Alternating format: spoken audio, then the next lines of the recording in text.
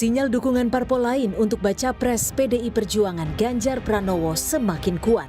Setelah membangun kesepahaman dengan P3 dan PAN, Jumat depan akan ada lagi partai politik yang merapat ke PDIP. Ini disampaikan oleh Sekjen PDIP Hasto Kristianto saat menghadiri acara konsolidasi DPP PDI Perjuangan DKI Jakarta di GBK Senayan, Jakarta. Kan Pak Ganjar ini baru menjadi calon presiden dari PDI Perjuangan, dari Partai Persatuan Pembangunan, dari Hanura, dan kemudian kemarin kita sudah membangun kesepahaman dengan Partai Amanat Nasional, maka Jumat minggu depan akan ada partai lain yang akan bergabung dan memperkuat gerakan kita, saudara-saudara sekalian. Demikian pula komunikasi yang intens dengan kaum milenial, dengan generasi Z. Soal parpol baru yang akan mendukungnya, baca pres PDI Perjuangan Ganjar Pranowo tak banyak berkomentar. Ganjar hanya berharap dukungan dari partai lain bisa menjadi amunisi bertarung di Pilpres 2024. Ya, sebentar lagi insya Allah di minggu depan ini akan ada partai yang akan datang lagi ke DPP. Mudah-mudahan nanti akan bisa menambah kekuatan dan energi kita lah. Ciri-cirinya Pak? Ciri-cirinya rambutnya putih. Hingga saat ini, ada beberapa partai politik yang belum menentukan arah dukungan baca presnya. Di Koalisi Indonesia Bersatu misalnya, dari 3 parpol, baru P3 dan PAN yang sudah berikan sinyal kuat merapat ke PDIP mendukung Ganjar Pranowo. Sementara itu, Partai Golkar belum juga menentukan arah dukungannya dalam Pilpres. Tim Liputan, Kompas TV.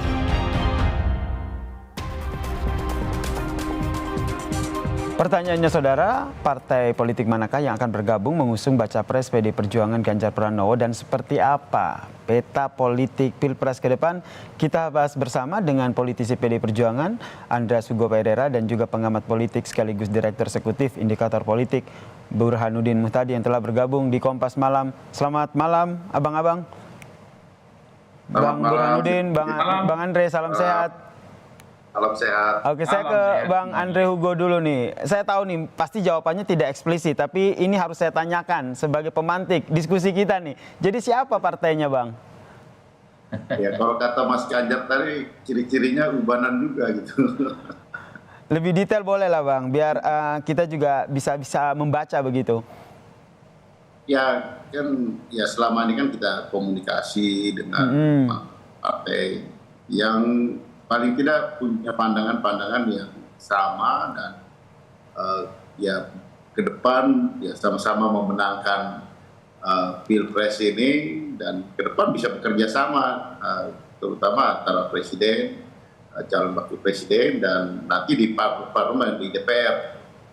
Oke, masih agak ngawang begitu ya, Bang Andre ya. Tapi kalau ditanya dari dalam parlemen yang saat ini bergabung atau dari luar parlemen bisa dijawab, Bang Andre?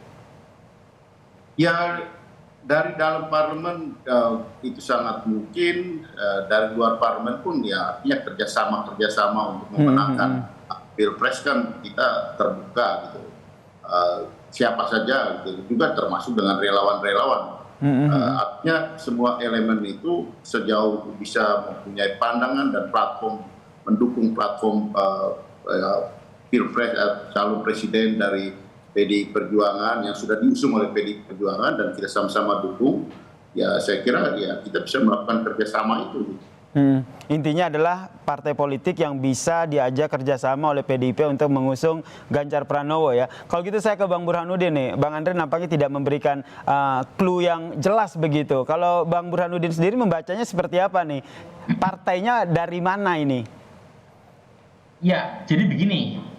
Kalau kita melihat partai-partai yang lolos PT, itu paling tidak sudah ada 7 dari 9 partai yang ada di parlemen yang sudah punya afiliasi tertentu terkait dengan koalisi 2024. Nah, tinggal 2 yang belum jelas, yaitu Golkar dan PAN. Ya. Kalau istilah Gus Jazilul Fawaid dari PKB, meskipun kedua partai ini tergabung di KIB, Koalisi Indonesia Bersatu, tetapi sejak P3 pindah ke koalisinya Bung Andreas, maka KIB menurut Gus Jazilul berubah menjadi koalisi insya Allah bubar, gitu ya. Nah, karena terancam bubar, maka kita tidak tahu ke arah mana koalisi atau partai seperti PAN dan Golkar berlabuh. Nah, PAN sendiri sudah silaturahmi politik nih ya ke markas PD Perjuangan hari Jumat kemarin, tetapi besok konon PAN juga akan menerima rombongan dari Gerindra. Jadi untuk PAN ini menurut saya ya antara Pak Ganjar atau Pak Prabowo capres yang akan mereka usung.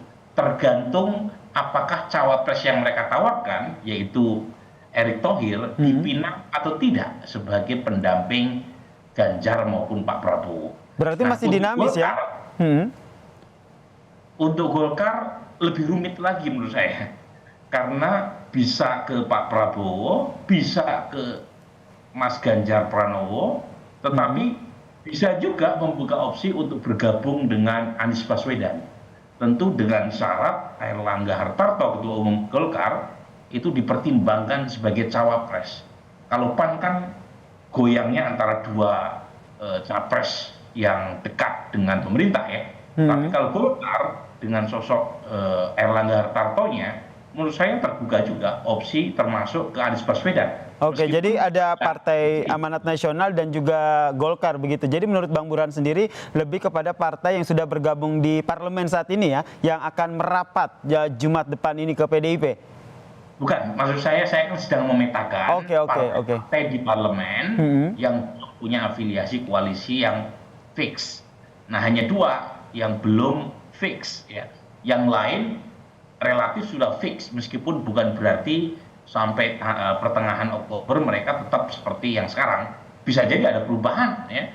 Ada yang masuk ke Pak Prabowo atau masuk ke Mas Ganjar.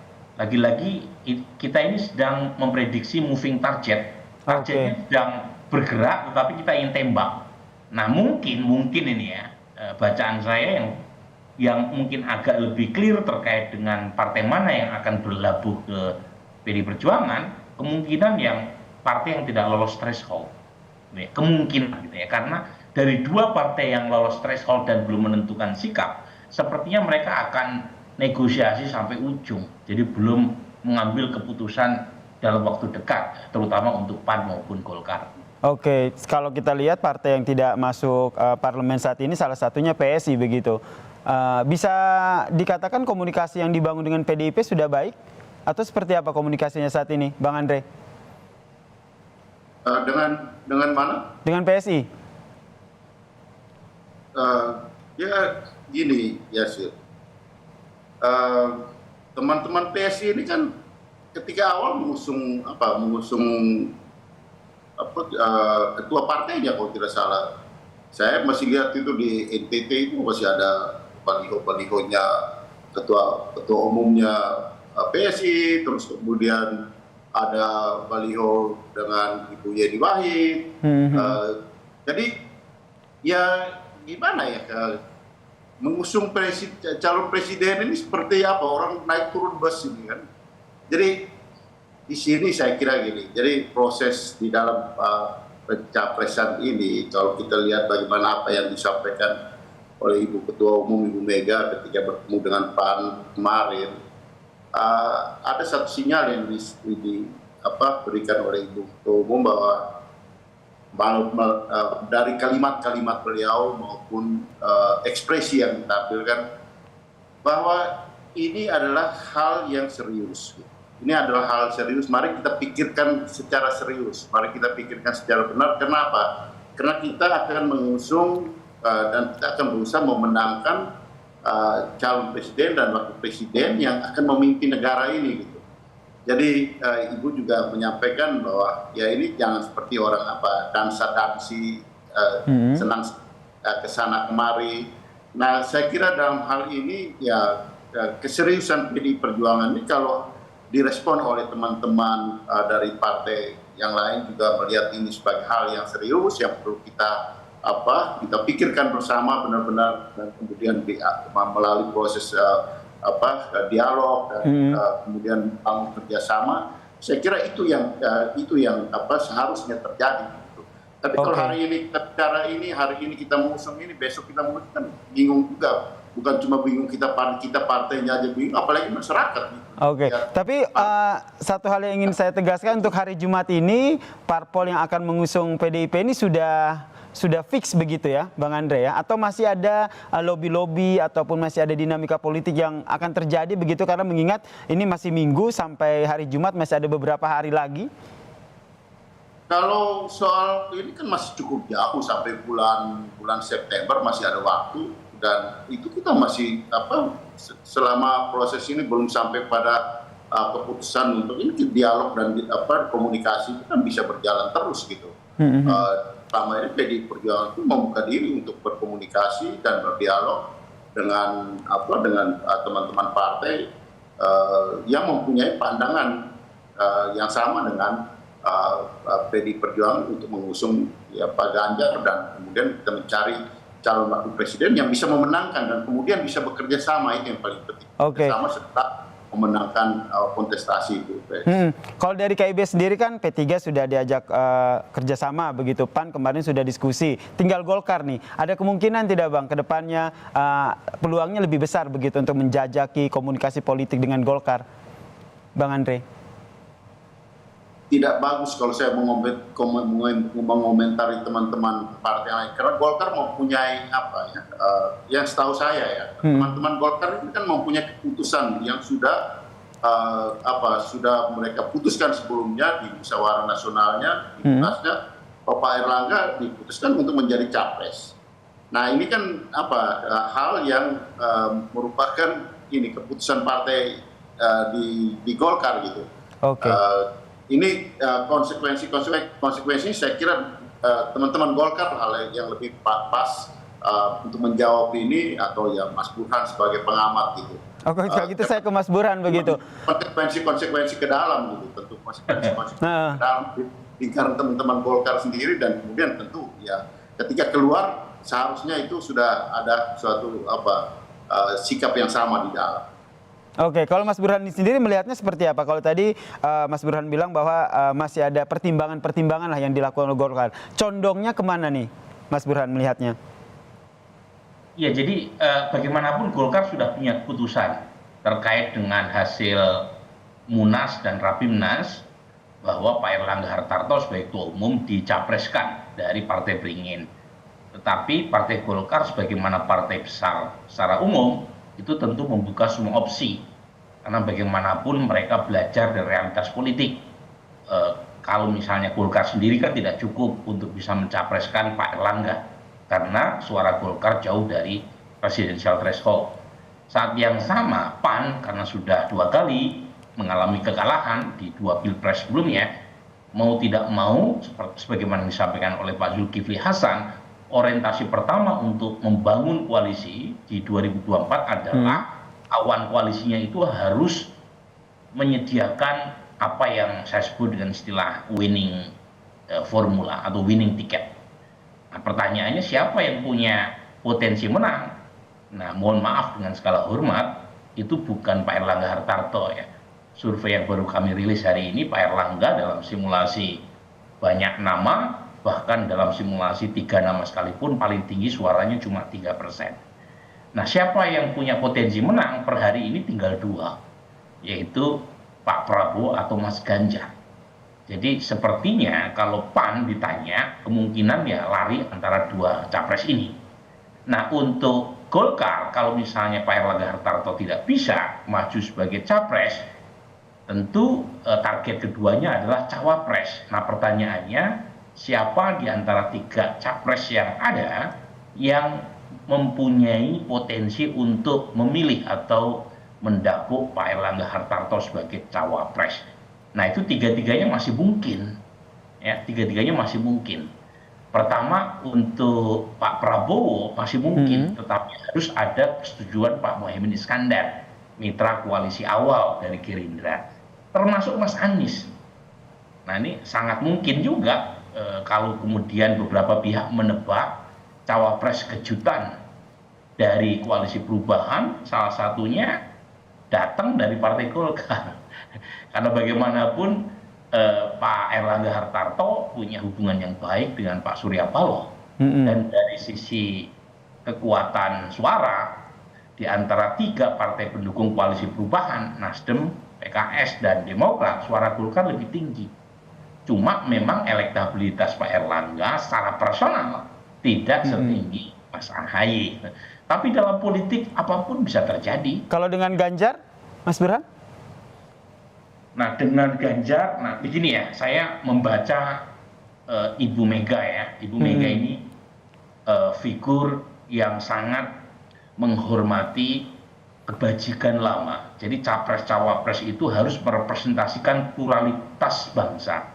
Jadi karena Mas Ganjar itu dari ranah atau kawah nasionalisme, maka cawapresnya itu sebaiknya dari kubu religius atau Islam. Dan Mas Erlangga Hartarto bukan bagian dari itu gitu loh. Jadi yang kedua, kebajikan lama yang kedua adalah mengkombinasikan antara Jawa luar Jawa. Seperti itu antara Pak Bung Karno dengan Bung Hatta, dan Pak Erlangga Hartarto dengan Mas Ganjar sama-sama dari Jawa gitu. Jadi artinya dari sisi itu agak kurang masuk. Kalau Golkarnya sendiri mengusung Ganjar Pranowo tapi tidak mengusulkan Erlangga sebagai bacawa presnya, ada tidak kemungkinan itu? Ya terserah Pak Erlangga Hartarto ya. Kalau Bung Yasir mungkin menanyakan sama Pak Erlangga itu bersedia atau tidak menyerahkan tiket Golkarnya tanpa dirinya dipilih sebagai cawapres. Oke. Dari Bang Andre sendiri bagaimana nih akhirnya memetakan, karena kalau kita lihat nih sangat alot begitu dalam menentukan siapa bacawa pres dari Ganjar Pranowo ini, Bang Andre? Sebenarnya tidak alot dalam arti bahwa ya tarik-tarikan antara kepentingan. Nah ini kan proses ini kan berjalan secara alamiah dengan rasionalitas, seperti yang tadi Mas Burhan sampaikan tadi gitu, bahwa mempertimbangkan aspek-aspek kultural, historis, terus kemudian juga ya lintas sektoral. Tapi yang paling penting bahwa dari pertimbangan-pertimbangan itu bahwa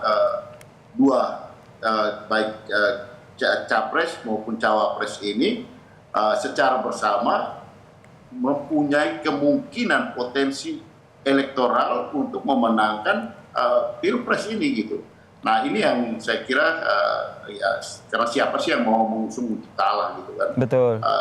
Dan kemudian juga pertimbangan berikut adalah kedua figur ini, pemimpin ini bisa memimpin republik ini ya secara dengan kerjasama yang baik, solid, baik di pemerintahan, kemudian didukung oleh di DPR untuk melanjutkan program-program kerja, program-program yang sudah dilaksanakan dan mempercepat program pemerintahan sekarang. Karena kita sudah melihat juga banyak sekali tantangan-tantangan ke depan ini yang ya suka tidak suka kita harus katakan bahwa kepemimpinan nasional itu akan sangat menentukan langkah dan arah bangsa ini ke depan.